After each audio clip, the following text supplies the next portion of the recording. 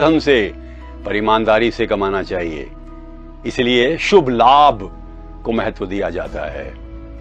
JRD. Tata, Bharat Ratna, एक बार अपने chartered accountant के साथ बैठे हुए थे। बहुत बड़ी रकम थी जो चार्टर्ड अकाउंटेंट साहब कह रहे थे हमारी बच सकती है यदि हम इसको इस ढंग से पेश करें। टैक्सेशन का मामला होता है ना। टाटा ने पूछा क्या ये लीगल है, कानून के अंतर्गत सही है? चार्टर्ड अकाउंटेंट ने कहा सही है। फिर उन्होंने पूछा क्या ये नैतिक है? चार्टर्ड अकाउंटेंट चुप हो गया। टाटा ने कहा नहीं, हमें ऐसी हजारों करोड़ रुपए की कोई भी इनकम नहीं चाहिए जो नैतिक ना हो।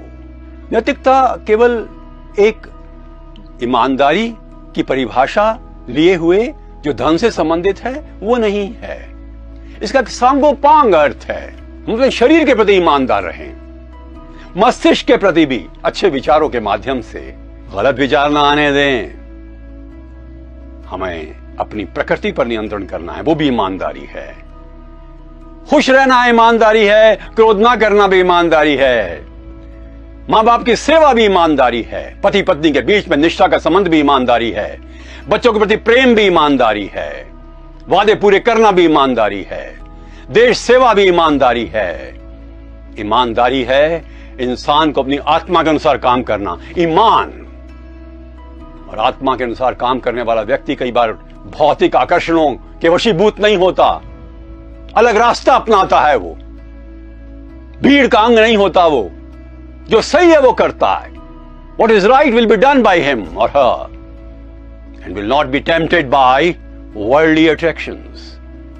ऐसे व्यक्ति हैं जिन्होंने जीवन में कुछ सिद्धांतों का बचपन से ही पालन किया। गोपाल कृष्ण गोखले, गांधी जी के गुरु, बहुत छोटे थे, क्लास में एक सवाल का जवाब दिया, लिख कर लाए थे, और वही एक व्यक्ति था, बच्चा था, जिसने वो सवाल सही किया था। टीचर ने कहा तालियां बजाओ, सबने तालियां बजाई। गोपाल कृष्ण गोखले रोने लगे, क्या क्या बात हो गई, तालियां बज रही हैं तुम्हारे लिए? उसने कहा यह सवाल मैंने नहीं किया था, मेरे पिताजी ने किया था, इसलिए तालियां गलत हैं। My God, what a level of honesty. जो चीज मेरी नहीं है वो मैं नहीं अपनाऊंगा। क्या लाभ है?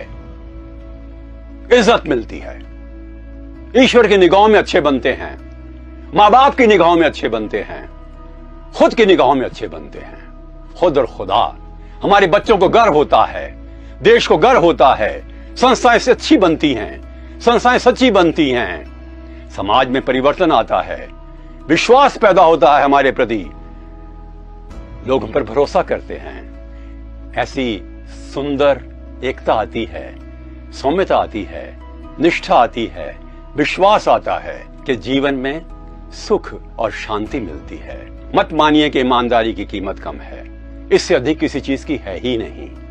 हम उनका सम्मान करते हैं दिल से जो ईमानदार हैं, नैतिक हैं, उच्च चरित्र के हैं, चाहे वो नेता हो, चाहे वो अजीम प्रेम जी, नारायण मूर्ति, रतन टाटा जैसे लोग हों, चाहे वो लाल बहादुर शास्त्री और सरदार पटेल जैसे लोग हों, जो ईमानदारी से जीवन व्यतीत करते हैं। हमें भी बनना है, उस रास्ते पर चलना है जो दुर्गम लगता है पर सहज है, सबसे आसान है, क्योंकि हम अपनी रोशनी से खुद ही अपना रास्ता रोशन करते हैं। ईमानदारी पर प्रश्न मत उठाइए, क्योंकि आप भी ईमानदार हैं और बने रहेंगे। एक बार राजस्थान के भूतपूर्व चीफ सेक्रेटरी श्री मोहन मुखर्जी से मैंने पूछा, सब ईमानदारी और बेईमानी में क्या फर्क है? वो बोले जो चीज तुम अपनी मां से ना कह सको कि मां मैं ये करके आया हूं, वो करना मत। मैंने कहा और अपनी बेटी से ना कह सके तो? सही कह रहे हो, जो चीज कहने लायक नहीं है वो करने लायक भी नहीं है। ईमानदारी के रास्ते पर चलने वाला व्यक्ति ईमानदारी का दर्शन अपने जीवन में आत्मसात करता है, और यही ईमानदारी है। नमस्कार।